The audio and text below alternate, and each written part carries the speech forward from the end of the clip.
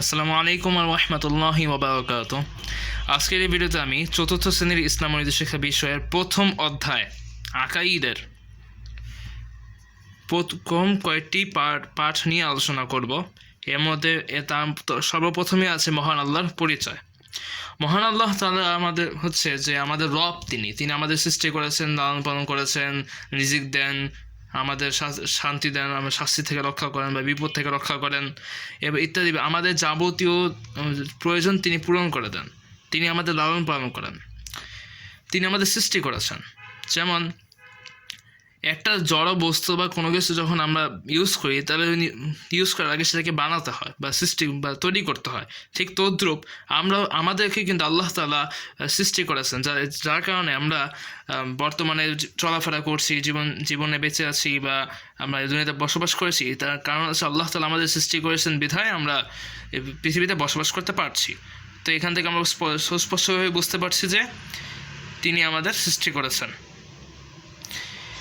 এদিকে আল্লাহ তাআলা আমাদের জন্য অনেক নিয়ামত রেখেছেন, অনেক কিছু সৃষ্টি করেছেন, অনেক নিয়ামত রেখেছেন। তিনি আমাদের খাদ্য দান করেন, রিজিক দান করেন, আমাদের শান্তি দান করেন এবং যারা খারাপ কাজ করে তাদেরকে শাস্তি দেন।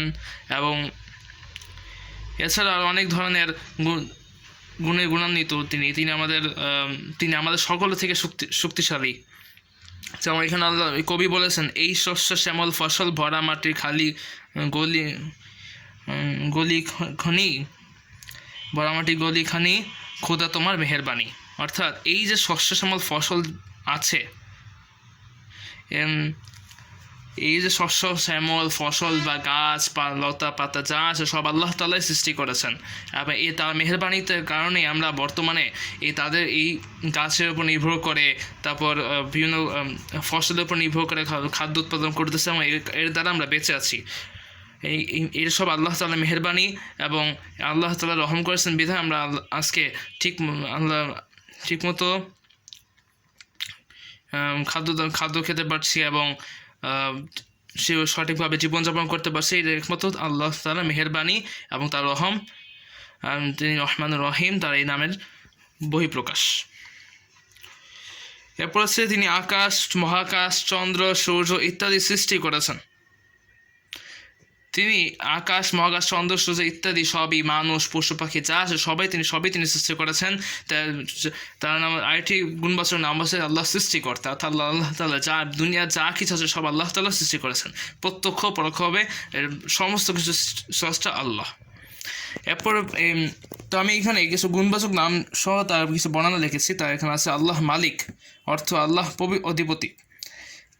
তিনি সব কিছুর মধ্যে তার আধিপত্য বিরাজ করেছেন। অর্থাৎ দুনিয়াতে আমাদের পৃথিবীতে যা কিছু আছে সমস্ত কিছুর মালিক তিনি। সমস্ত কিছু তার আদেশেই, তার ইচ্ছায় সৃষ্টি হয়েছে। তার ইচ্ছা ব্যতীত কোনো একটি জিনিসের সৃষ্টি হয়নি এবং কোনো কিছু আজ পর্যন্ত ঘটেনি।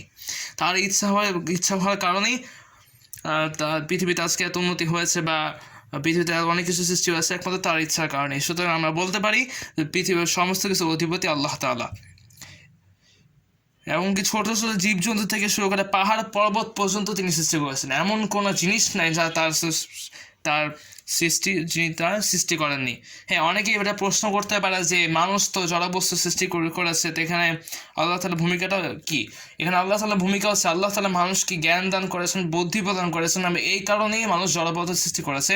অর্থাৎ আল্লাহ তাআলা পরোক্ষভাবে জড়বস্তুর স্রষ্টা। আল্লাহ তাআলা পরোক্ষভাবে জড়বস্তুর স্রষ্টা। আল্লাহ তাআলা কোরআন মাজিদে বলেছেন যে আসমান ও জমিনে যা কিছু আছে সব কিছুর মালিক আল্লাহ। অর্থাৎ আসমানের জমিনে যত রকমের জড় পদার্থ, জীব বস্তু থেকে শুরু করে ছোট ছোট শিশির থেকে পানি বা কিংবা ছোট ছোট ক্ষুদ্র ক্ষুদ্র অণুজীব থেকে শুরু করে বিরাট বড় বড় পাহাড় পর্বত যা বিল্ডিং আছে সব কিছুর মালিক আল্লাহ তাআলা। কারণ আল্লাহ তাআলা মানুষ সৃষ্টি করেছে, জীবজন্তু সৃষ্টি করেছে, কিন্তু তাদের বুদ্ধি এবং তার চিন্তা চেতনা কিন্তু আল্লাহ তাআলার সেই ক্ষমতা দিয়েছেন বলেই মানুষ তা পেয়েছে, এবং এই কারণে মানুষ এই বিল্ডিং বা বিভিন্ন জড়বস্তু সৃষ্টি করতে সক্ষম হয়েছে, যার পরোক্ষ মালিক হচ্ছে আল্লাহ তাআলা। অর্থাৎ আল্লাহ তাআলা আমাদেরকে জ্ঞান বুদ্ধি দিয়েছেন বিধে আমরা এত কিছু তৈরি করতে পেরেছি। সুতরাং আল্লাহ তাআলা পরোক্ষ প্রত্যক্ষভাবে সব কিছু সৃষ্টি করতে, এটা আমাদেরকে বিশ্বাস করতে হবে, অন্যথায় আমরা কাফির হয়ে যাব। এবং আল্লাহ তাআলা আমাদেরকে তার ইবাদতের জন্য সৃষ্টি করেছে। আল্লাহ তাআলা সূরা আয-যারিয়াতের 56 নং আয়াতে বলেছেন, ওয়ামা খলাকতুল জিন্না ওয়াল ইনসা ইল্লা লিয়াবুদুন, অর্থ আর আমি জিন ও মানব জাতিকে কেবল আমার ইবাদতের জন্য সৃষ্টি করেছি। অর্থাৎ এখানে আল্লাহ তাআলা ঠিক নির্দেশনা দিয়ে দিয়েছে, আল্লাহ তাআলা জিন ও মানব জাতিকে কেবল তার ইবাদতের জন্যই সৃষ্টি করেছে।